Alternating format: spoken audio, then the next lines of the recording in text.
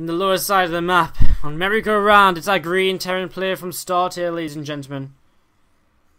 It's aLive.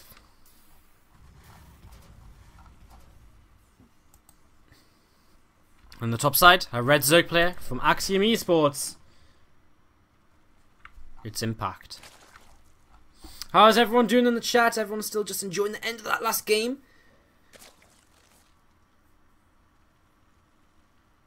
Stop selecting units. I can't stop selecting units because I use units to kind of move the camera because I follow them. So, to some extent, it's quite hard to. Look at the chat more. I kind of posted about that in the chat anyway. Like, it's kind of hard to read the chat when you're casting. And it's quite a high action game and the chat's moving so quickly. But I do try and do it at the start of the game to try and make us a little bit more interesting. Let's talk about this. 6 Zerglings on the way here from Impact. Before now, we've only ever seen 2. With the pool first. This time he's going to go for 6. So going very aggressive right at the start of the game. These 6 Zerglings going to head across here. And Impact seeing that his opponent is down in this south side. Where's this Reaper going to go? Oh, the wrong way. He's not going to see the Zerglings, or is he? Is he just going to grab them? No, he's not. Okay, so Impact going to come down here towards this natural expansion of aLive, and this is almost certainly going to be a, you know, there's going to be the SCV being pulled off here. Is he going to go try and get into the main base? He could have probably done that there if he tried. Reactor's actually in a little bit of trouble. This is actually a little bit bad. This is actually really troublesome for aLive right now. This Reactor's about to go down. Is Zergling chasing that SCV on the natural? Reaper is being pulled back right here, and SCV is going to get in position just in time to repair this. And again, delaying the SCV, the command center on the natural. He's going to start attacking this now, and I don't know if he's going to be able to get this before the Reaper, you know, I don't think the Reaper can clean up these Zerglings fast enough to stop this from being cancelled, perhaps. Maybe he's going to have to put another SCV on it. Okay, it looks as though with 2 Marines coming out, he will just about get this. And Impact, with some early damage done. Forced some SCVs off the line and, you know, delayed this command center by quite a lot. And only cost him 6 Zerglings, so I would say that was pretty decent. So,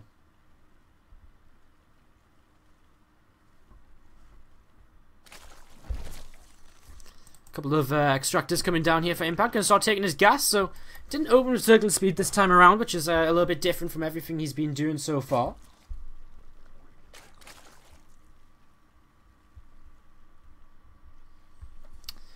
And Starport coming in here from aLive on 2 gases already, so looking as though he's going to be looking to head in, looking as though he wants to head in towards Banshee play very, very quickly in this game. Something he's not actually utilized yet in this series. So, you know, game 5. I mean, you know, Hellion Banshee is a great build to throw in at this point. If you've not used it before, it's a great time to do it now because it's not like it's a cheese. It's not like you get crazy behind, right? It's not like you're putting all your hopes on it. It's just a way of opening and getting into that free command sentence in a slightly different way. So I like this. I think it's a nice thing to change up and to maybe catch Impact a bit off guard. I don't see any real negative factors to this, as this Reaper is trying to get a little bit of information, but I don't think you can see too much, and there's too many Queens to really get in there. A couple of Marines maybe Overlord hunting right now, but not able to find anything either. As this lair on the way from Impact, straight into the Roach Roar and no Zergling speed at all, so he's going to go straight into some kind of Roach build here. Whether he goes for the same thing he went for in that third game on Foxtrot Labs, or whether he wants to go for you know, just a straight up Roach Hydra build, we'll wait and see. I mean, the openings in general are going to be, you know, kind of the same between Foxtrot Labs and this. No Evolution Chamber just yet though, and that's something he did have.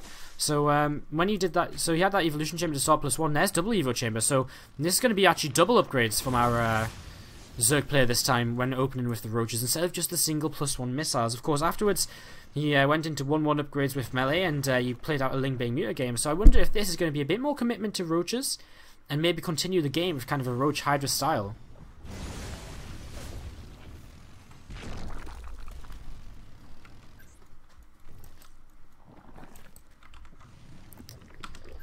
Hellions here just sitting at the front, and first Banshee going to come in towards this main base then, and going to try and see what's up. So getting a few kills already, 3 kills, 4 kills, and this is actually called Impact completely off guard.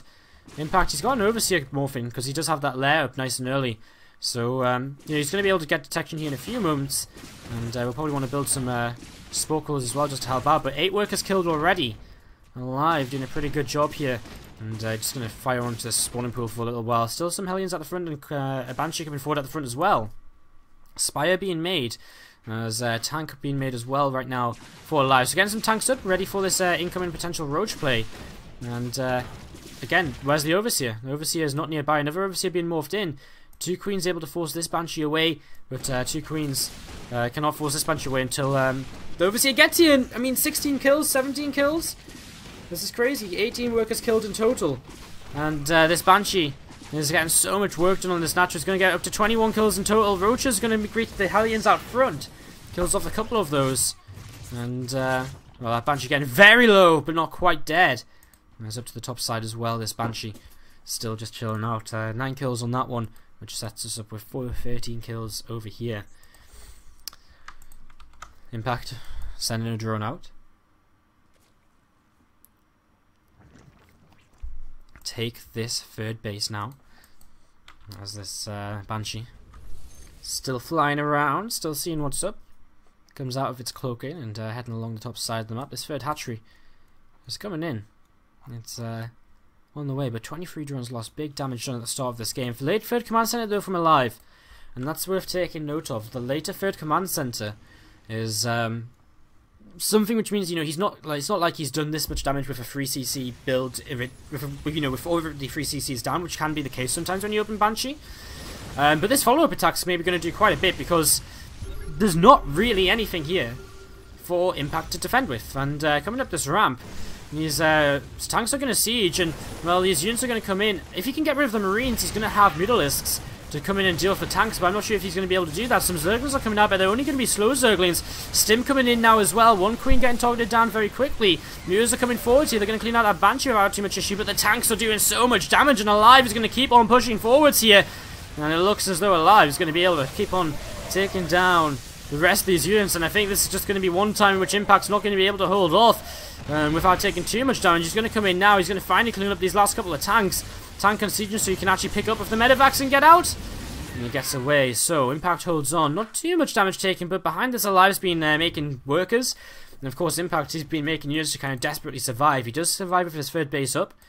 And he does have creep continuing to push out. He lost an Evo Chamber, which he's actually starting to start +1 Carapace right now. Zergling speed now finished as well. Mutla's starting to add up in numbers also. There's again 4 Marines and a single siege tank here, being joined by a few more Marines. No Bane Nest just yet, unless I'm mistaken. No, it's just kind of Ling Roach Muta right at this point. And that's going to be important, especially if aLive continues to attack here. Siege Up looks as though he just wants to defend his third base for now. And this tank is going to actually get taken down. Ooh, just saved. The last moment there by SCV repairing. And Mio's actually going to start heading towards the main base. So, I mean, aLive should know about this because he saw them when he was over there attacking. So he knows this is happening. He knows these are here. And he already has turrets set up and a couple of mines going off on that Overseer there. The Mutas do manage to escape then. And they'll head up to the left-hand side to try and see. Well, to just go back home now, not really see anything. Bane Nest about to finish up. Still going to be a while before Bane Speed kicks in. aLive, still 10 workers ahead, and Impact definitely playing from a deficit from the way this game started. I mean, losing so many workers to the Cloak Banshee.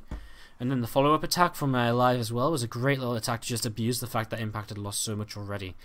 Because he'd been rebuilding drones to try and stay in it in terms of economy. Didn't really have the units to come in and to fight that. And he'd been a bit greedy as well. I mean, he went Roaches and then double Evo Chamber, and then he actually went Spires. So he didn't actually commit to Roaches. If he had committed to Roaches, he maybe actually could have, you know, dealt with that army quite easily. But here we go. A big attack then coming in from aLive. And honestly, he's so far ahead right now. As these mines are going to begin burrowing. And Stim coming in, moving forwards. Going to see what he can maybe try and get up to with this, and these Bane's going to chase away these Marines. For now, Bane's speed is halfway done, so the more time he buys here, the better this is going to be for Impact, who's actually just killed 10 SCVs with what? And I guess a run by of some kinds, but we actually missed it. Sorry about that, but 11 SCVs have just gone down.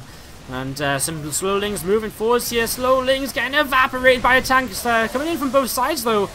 And getting some okay shots off on the Marines. And some Zerglings and Mutas are going to keep moving forwards here to try and finish off the rest of it. And it looks as though Impact will just about be able to turn this around. But reinforcements coming across here, but all the units streaming out from impact as well. Still missing +1 melee attacks, and that's going to hurt him, especially as 2-2 begins to come up here for aLive. And, well... Road and a Reaper getting cleaned up, mine. Going off there, and a couple of Banelings starting to come in. Not really achieving all too much, as, again, this army is moving forwards. Getting ready to go once again, and coming in here, stimming.